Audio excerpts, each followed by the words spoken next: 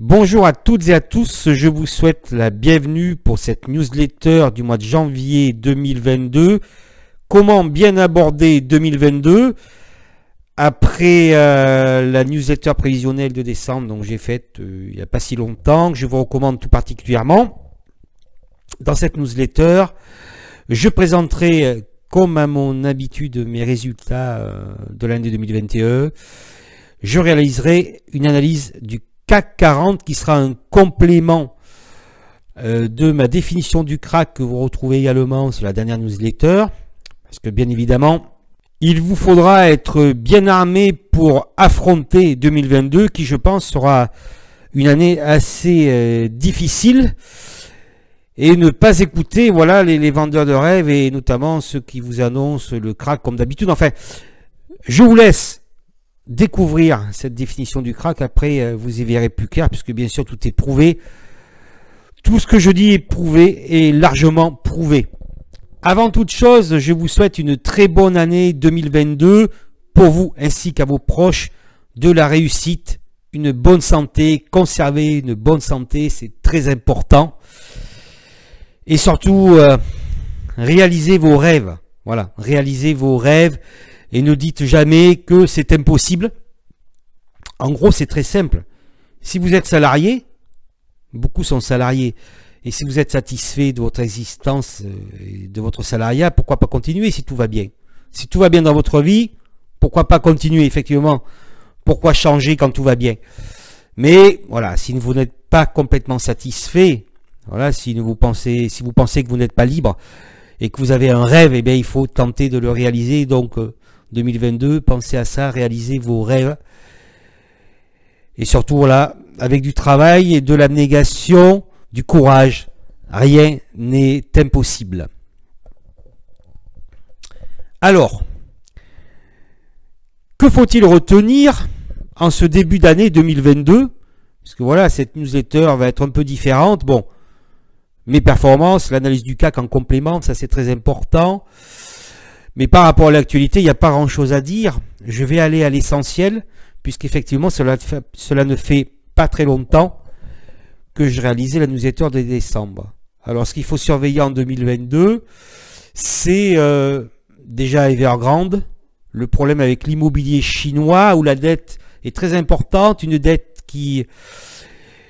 Le montant est de 2 fois le PIB de la France. Cette dette est essentiellement empruntée auprès des banques.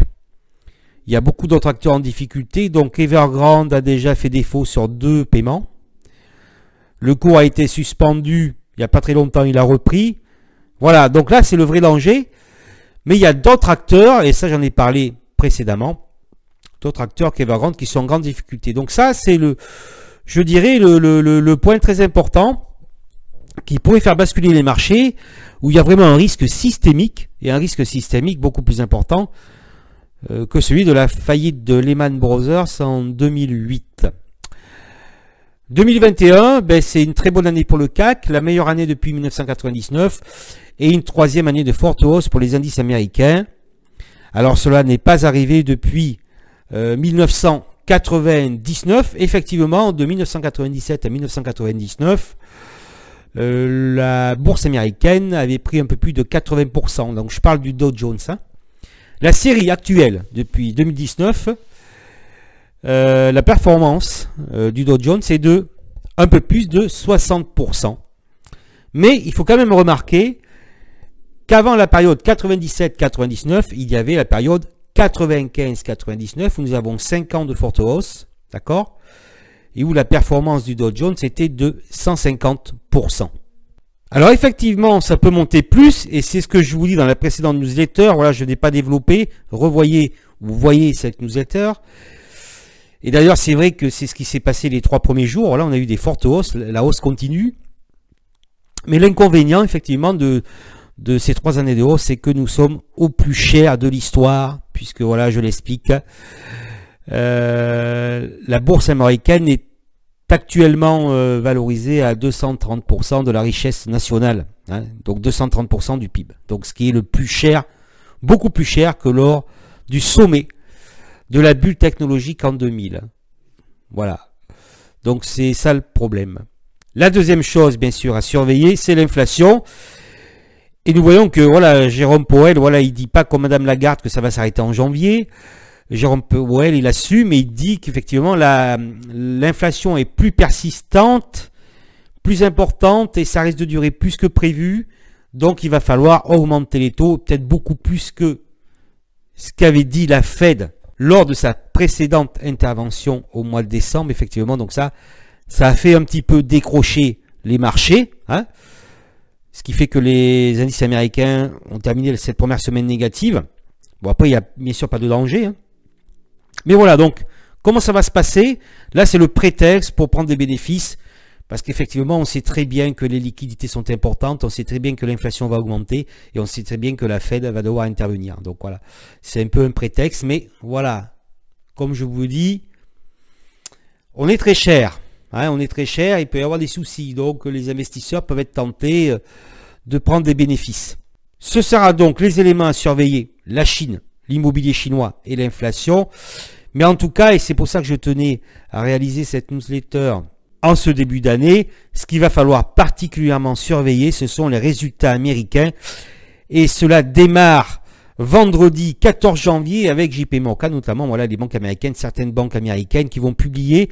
Et en gros, ce que je veux vous dire par là, c'est que si les résultats sont bien accueillis au départ, ça veut dire que la saison globalement peut être bien accueillie et que le marché va continuer à monter avec des consolidations, certes, et une consolidation éventuellement puissante dans les mois à venir, semaines ou mois à venir, comme je l'explique sur la newsletter et sur mon article publié sur entreprendre.fr. Donc il est important de bien surveiller comment vont être interprétés les résultats des entreprises américaines pour ce quatrième trimestre. Il est temps maintenant de vous présenter ma performance 2021. Ma performance sur mon compte principal de trading 2021, vous voyez 4 janvier 2021, ici vous voyez le curseur 31 décembre 2021, je réalise une 6e année consécutive de hausse avec une performance de 6,09%. Je vous l'ai mis ici en surbrillant, 6,09%. Alors bien évidemment sur YouTube, voilà, c'est du 50, du 100% tous les ans, voire du 150%.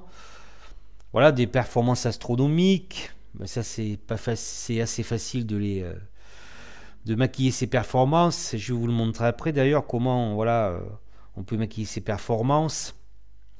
Mais il faut rappeler quand même deux choses, que Madame Cathie Wood, c'est quand même une référence à Wall Street. Madame Cathie Wood, qui sur plusieurs années bat le S&P 500, a réalisé en 2021 une perte de 26%. Et la moyenne des hedge funds, c'est une moyenne, hein, la performance des hedge funds en 2021 est de 10%. Voilà.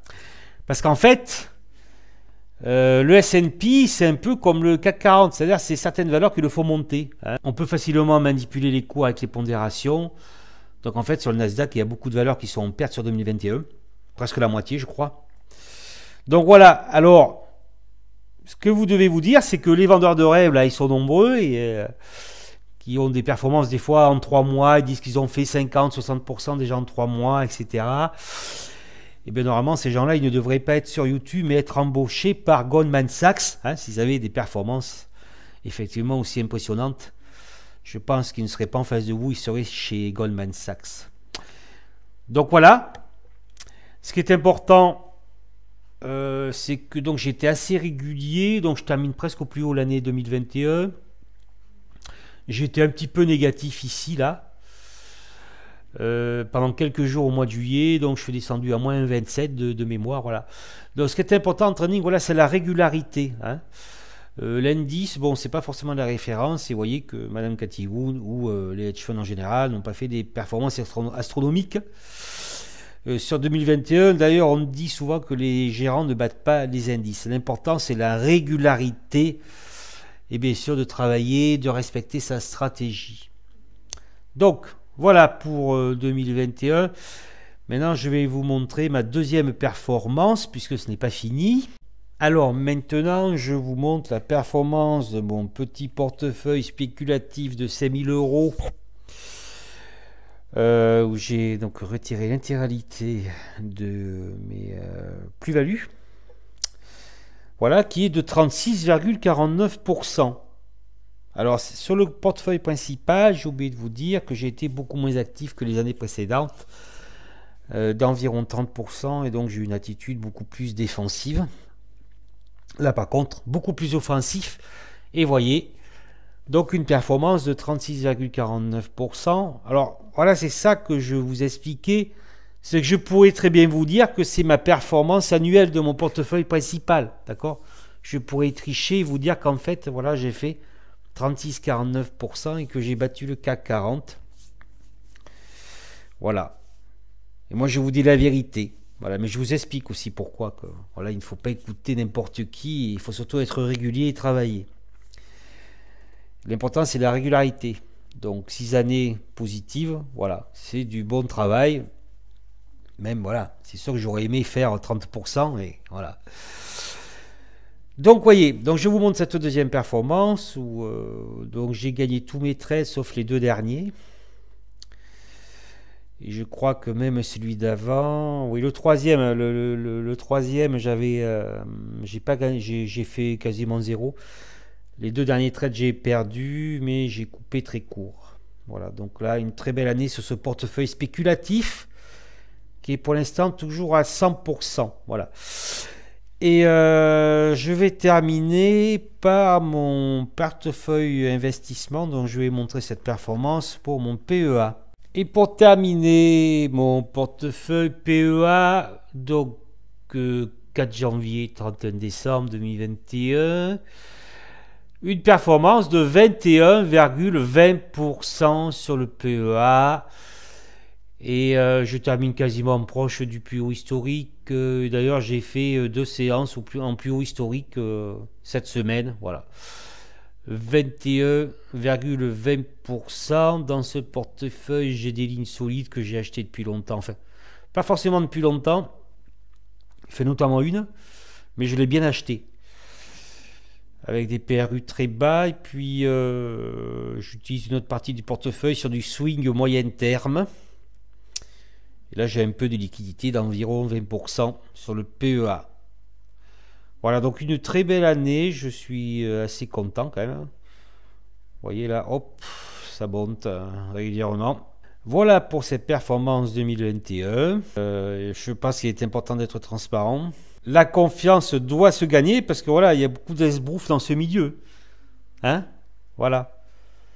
Il y a ceux qui vendent des formations qui ne tradent jamais, voilà, etc. Les vendeurs de rêves sur YouTube, enfin.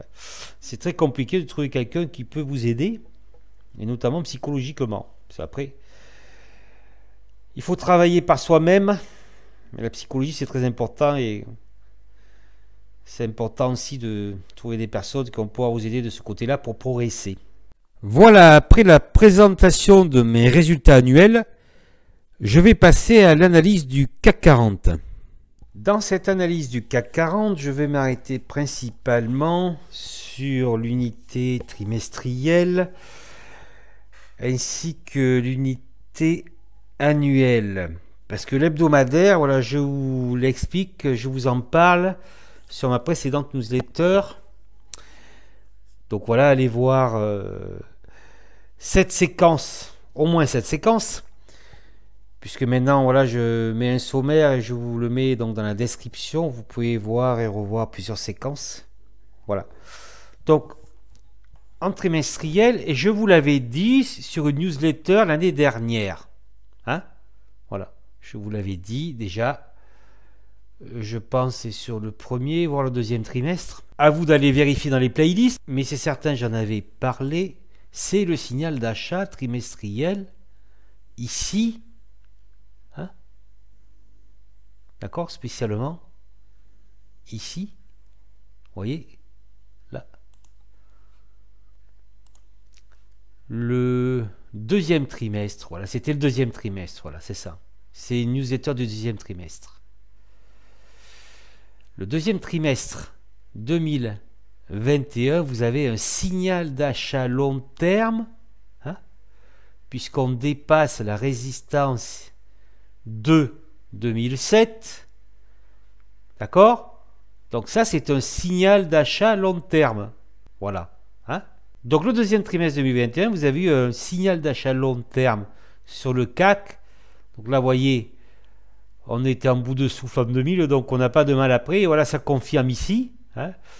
Donc là, on pourrait penser que c'est un petit doji, mais là, on confirme par Marubozu sur le dernier trimestre.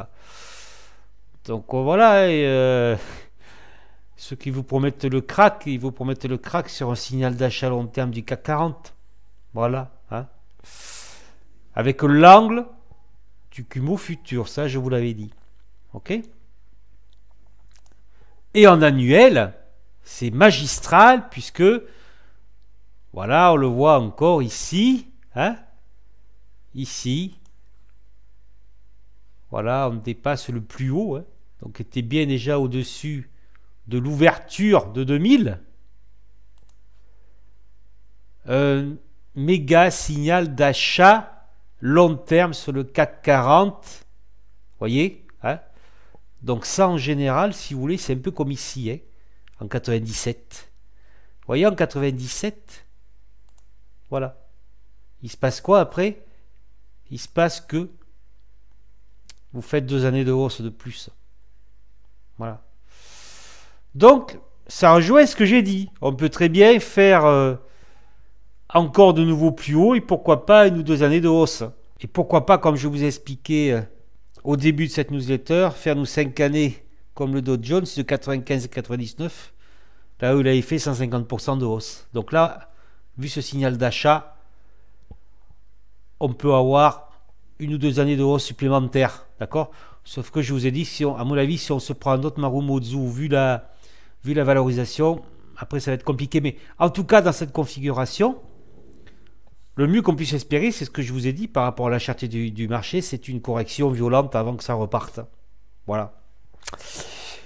Alors, on surveille quoi? Le jour. Vous voyez que le jour, vous êtes au-dessus du Kumo du nuage montant jour. Donc voilà, tant que ça monte, ben voilà, votre Kumo va protéger les cours. Hein. Donc là, c'est largement haussier, il y a de la marge. Hein. D'accord, votre Kumo, il est montant. Hein. On va le voir peut-être un peu mieux là. Voilà, il est montant, vous voyez, grosso modo. Vous voyez là. Donc, le Kumo Span retient les cours du CAC 40, donc c'est nettement haussier. On commencera à s'inquiéter lorsque le Kumo Span sera rompu, ou par exemple comme en 2018 où voilà, il arrête de monter, il se latéralise. Vous voyez la séquence là, hein? Donc là c'est du range. On voit que le Kumo n'est pas franchement descendant, hein? Là ici, mais là, ok, on repart ici. Donc là c'est un range, hein? C'est un range. Le Kumo Span arrête de monter, donc là on rentre dans un range, donc on peut, je dirais, casser le range par le bas, comme ça s'est produit ici en octobre 2018. Et tant que vous êtes au-dessus d'un Kumo montant, voilà, ça peut continuer à monter et votre Kumo retiendra les cours. Donc signal d'achat, on est bien loin du crack que l'on vous promet, enfin que certains vous promettent comme tous les ans. Et un Kumo, un nuage Ichimoku montant en jour. Voilà. Donc on surveille ça. J'espère que tout cela est bien clair, tout est bien expliqué entre mon explication du crack et là cette analyse du CAC 40. Vous voyez bien que la probabilité que cela continue à monter est très élevée, mais bien évidemment avec l'optimisme ambiant, le refus des mauvaises nouvelles, etc. On ne peut écarter une correction significative qui viendra perturber cette hausse, mais il est peu probable que voilà, le crack ce soit pour maintenant, pour dans quelques semaines. Après, bien évidemment, il faut se méfier, puisque vous avez vu la réaction du marché en mars 2020, une chute très importante, aidée par les algorithmes. Dans 3 semaines, ça a été vraiment un massacre. Bon, il y a de fortes chances que tout cela ait été orchestré, bien sûr, pour nettoyer les portefeuilles. Évidemment, si ça se passait très mal du côté d'Evergrande, il pourrait y avoir des secousses. En tout cas, cette newsletter vous apprend que voilà, il faut faire attention à qui vous écoutez. Moi, voilà, tout est expliqué. Et j'espère que cela vous apporte de la valeur. Le mot de la fin, puisque voilà, je vais conclure. Comment faire une belle année 2022? Une belle année 2022, ben c'est fermer les réseaux, ne pas être déconcentré en lisant les tweets de l'un ou de l'autre. Puisque si vous détournez le regard de vos graphes, vous perdez absolument votre concentration. Lorsque je vais sur mon groupe Facebook, je ne suis pas concentré. C'est pour ça que, voilà, j'y vais de temps en temps, je publie et je referme. Restez concentré sur vos graphes, maîtrisez vos émotions, ayez des plans de trading, d'accord? C'est-à-dire que, pourquoi j'achète là, je sors, je vais sortir là, et je m'autorise à tant de pertes.